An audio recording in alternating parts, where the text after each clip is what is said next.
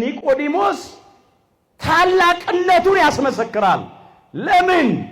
ጸሐፍት ፈሪሳውያን፣ ቤተ አይሁድ፣ የአይሁድ ካህናት፣ ሽማግሌዎች ሁሉ በኢየሱስ ክርስቶስ መምህርነት አያምኑም፣ አይቀበሉም።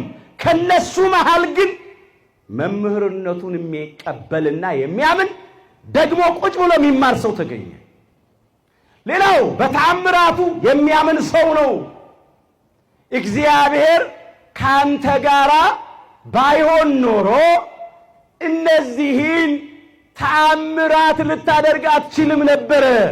እግዚአብሔር ካንተ ጋራ እንደሆነ ሥራ ይመሰክራል፣ ተአምራት ይመሰክራል አለው።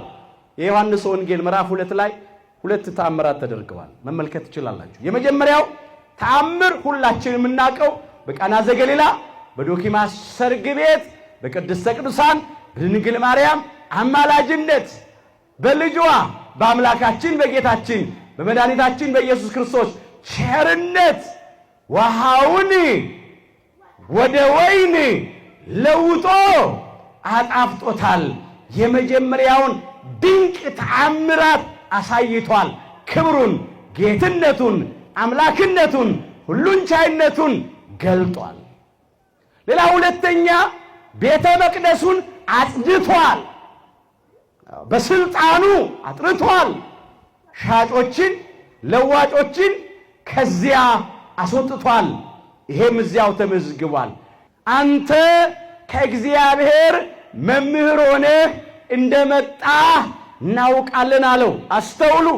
አንተ አምላክ ወልደ አምላክ ነህ ብሎ አላመንም። መምህር ነህ ያለው ከእግዚአብሔር ዘንድ መምህር ሆነህ መጣህ ነው ያለው። እግዚአብሔር ወልድ ነህ አላለውም። ትምህርቱን አድንቆ መምህርነቱን አድንቆ ተአምራቱን አድንቆ ነው ኒቆዲሞስ የተናገረው።